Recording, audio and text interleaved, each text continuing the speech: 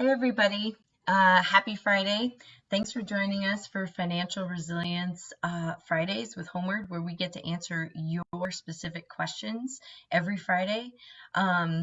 Please email us at info@homeward.org, HOMEO as in octopus, RD.org. We've gotten a lot of questions from you all. The question we've heard most from everybody is, Katie, what do I do if I can't pay my rent? And that's a really big question. We're stoked to answer that today. First, I want to highlight some positives because I think that's a great way to have your Friday.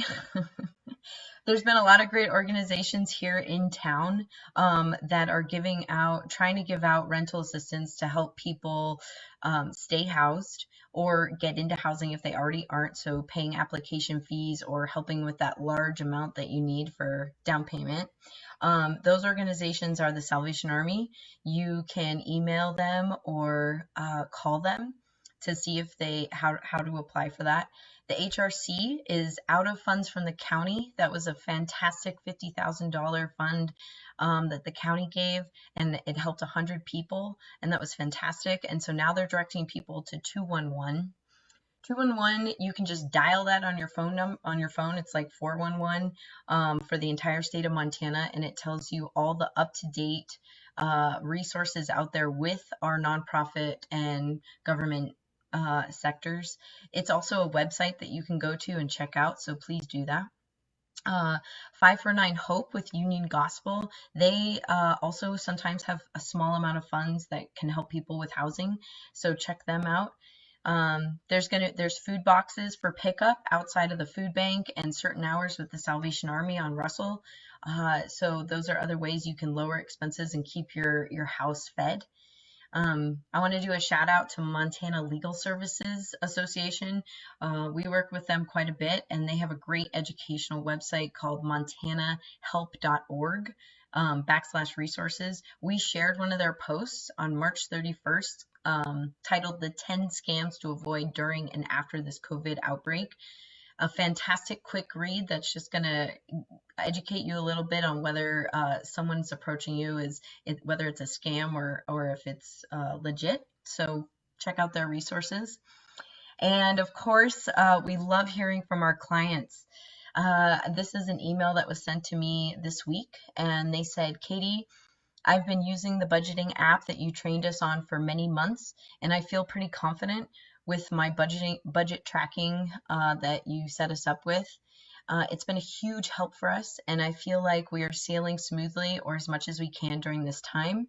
So with that said, we'd like to relinquish our appointment and offer it to someone else who's in need. So that's what we've been hearing from folks we've been working with, that once they've got these money management skills, they know how to adapt to this situation, and they're feeling a sense of ease now that all this has happened. So that's what we want to do for all of you.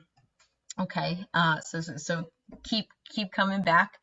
We love hearing from you, old clients. Keep communicating, keep educating. That's really great.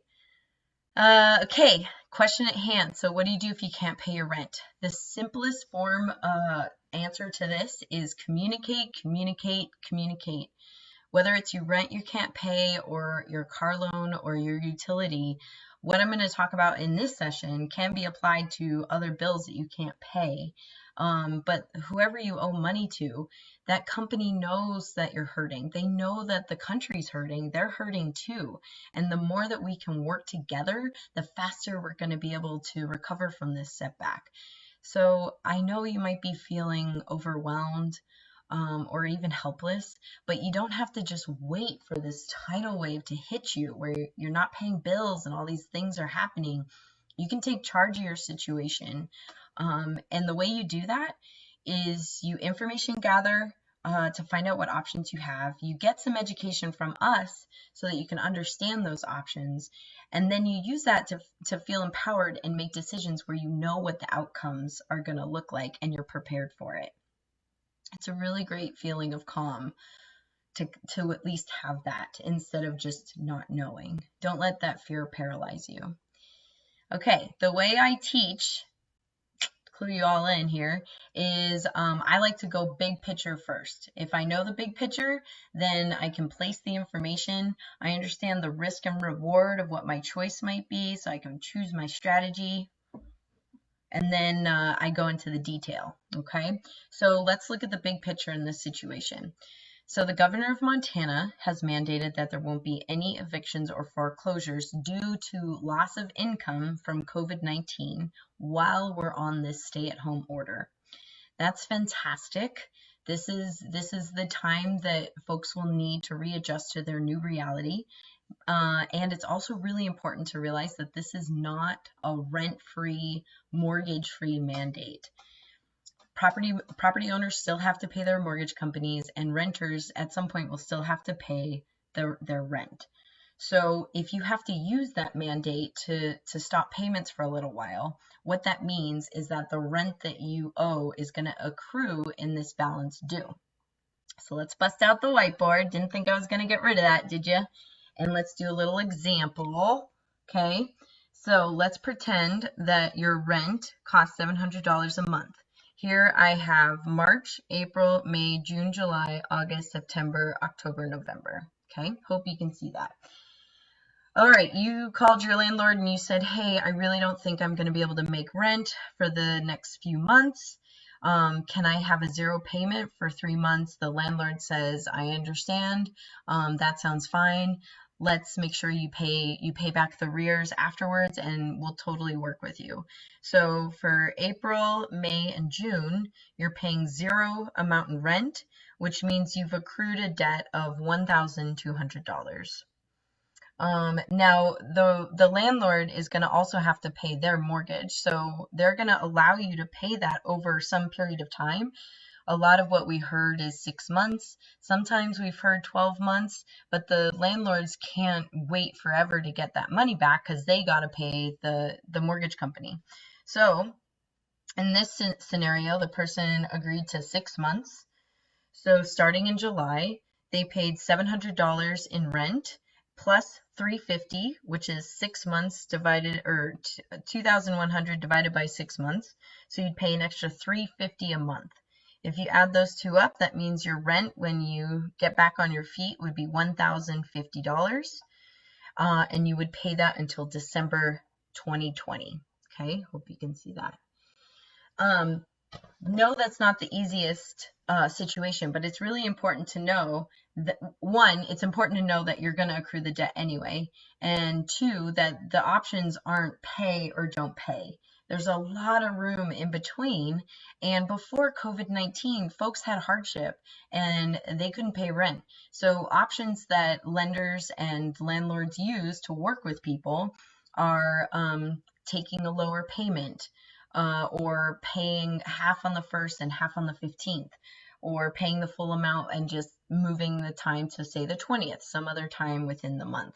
There's lots of options that you can request that might work for your cash flow, that your new cash flow is going to happen. What's important is working out a solution so that you are in good standing. This is the total win. Okay, so what does Katie mean by we talk about in the finance world?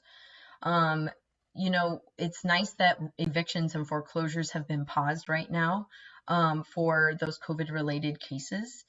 But that's like the most extreme step, adverse action that a landlord or mortgage company would take to mitigate their losses. There's a few steps that happen before that, such as you have a late payment, it's reported on your credit report, and you see your credit score go down, and then eventually it can become a collection. All of those things, if they happen to you, will limit your financial options to recover from this setback. I know you don't understand all those financial options right now. That's why I want you to sign up for my class, because we go into depth on those things. But it's the best case scenario is that you stay in good standing. And if you work out with your landlord that you're only gonna pay $0 a month, you're still in good standing because you folks have an agreement. So just kind of remember that. Okay, and to get back to it, my mission is to make sure that you understand you have the financial knowledge and the judgment making skills so that you can look at those options, set yourself up for success, and not be blindsided. Am I going to work hard now to use what I have now to stay current with all my bills? Or am I going to take the options I got now and then know that I'm going to have to work hard later when my finances come back to how they were before COVID? Okay, so let's now get into some of that detail I was talking about, how to engage your landlord if you can't pay rent. Homeward has developed what we call the Renter Hardship Worksheet. This will be available in PDF form on our website, hopefully soon, today or by the weekend for sure. And what this is our hope. You answer these questions, and it's going to help you gather that information to have the conversation with your landlord or write the cover letter or email or whatever. You want to come to the table knowing your information, being prepared, and kind of know what your request is. If you're that organized, your landlord will be impressed and much more likely to accept whatever request you're making. So let's go through those questions to make sure you understand, okay? So first question, what is the event or series of events that caused this hardship? Pretty straightforward. When did that occur exactly? There's a cash flow thing here that you're trying to communicate to the folks you owe rent to. So you want to say my last day of work was on this date, my last paycheck's on this date. Things like that matter when you're trying to figure out how you're going to pay this bill. Is your hardship temporary or is it permanent? Temporary is I've been laid off because of COVID or the stay-at-home order. Permanent would be there was a death in the household, there was a divorce, or I've had permanent and total disability. These will change your income for the foreseeable future, and so that's a different type of conversation. Are you behind on your payments currently? Some of you folks out there were experiencing hardship before COVID. So if you haven't been paying rent, you need to know the balance of what you owe and how many months you haven't been paying rent. That'll have to be incorporated into your current plan. What can you afford to pay this month? So this financial analysis, I'm going to get more into depth in my Teaching Tuesdays and in my class, and it's all free. Just a reminder.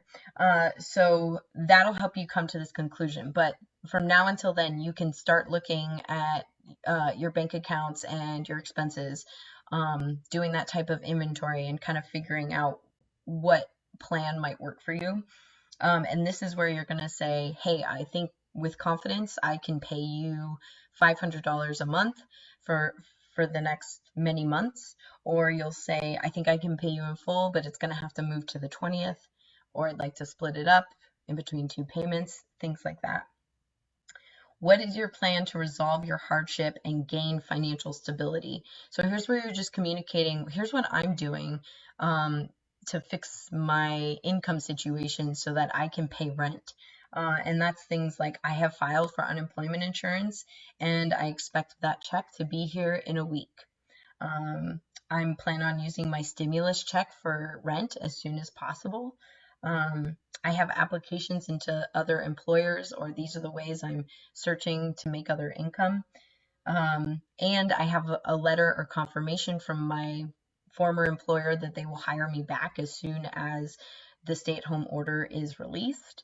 That's important information, and determine what kind of conversation you're having with your landlord.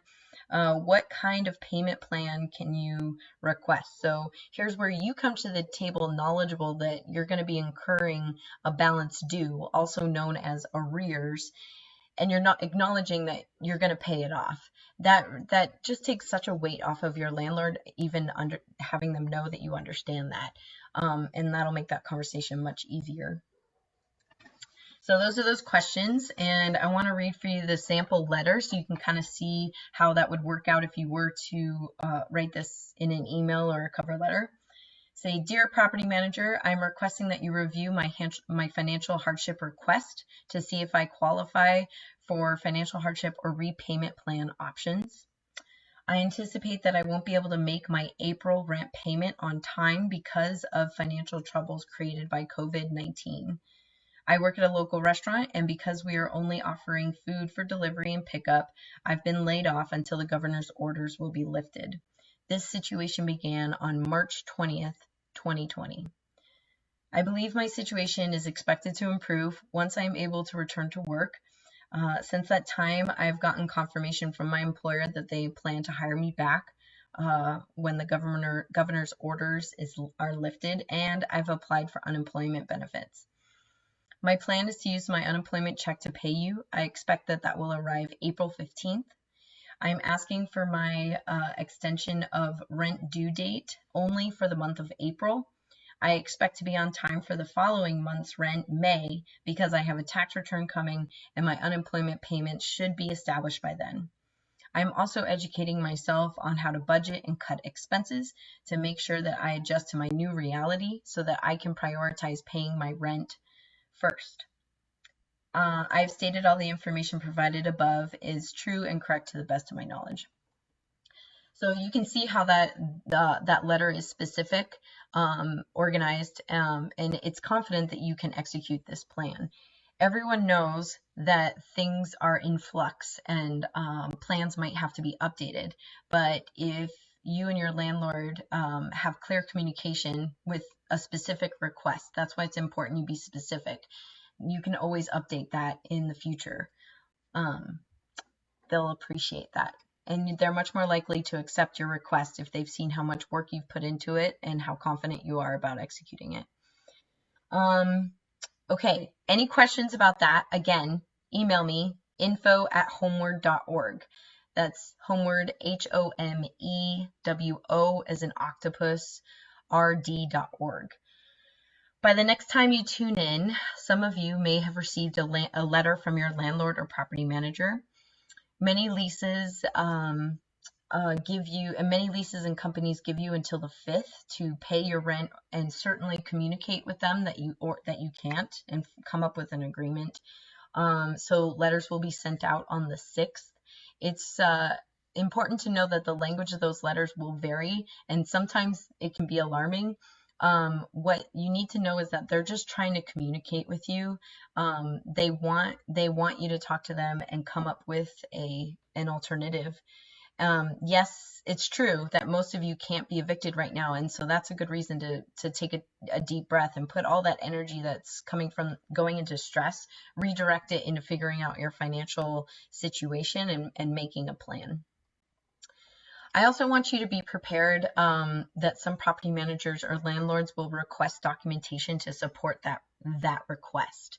And I don't want you to be off-put by that. I want you to expect it. They might want to see the letter that your employer wrote confirming you're going to have employment, and they might want to see some other financial documentation to make them feel good about what you're saying. You always have the choice what you can share with them, but this might be a request. Landlords out there, if you're watching this, we have been reaching out to you to try to figure out what kind of documents you would request of folks, and how we can help you communicate with your renters to ease this transition. So if you want to get in touch with us so that we can do our job better, please reach out to Alex, our landlord liaison. His email is alex@homeward.org. It's also posted on our website. But for now, renters, I want you to be set up for success by telling you what to expect and action steps you can do right now. Okay, I think I might have filled your brains with enough knowledge for today. Please sign up for my free online financial skill building class at homeward.org and continue to stay tuned to our videos, emailing us questions that I can answer on Friday, and Tuesdays we're going to go into specific teaching topics. The teaching will not stop. Stay strong, stay healthy, get empowered with Homeward. You got this, Montana. We can do it. Have a great weekend.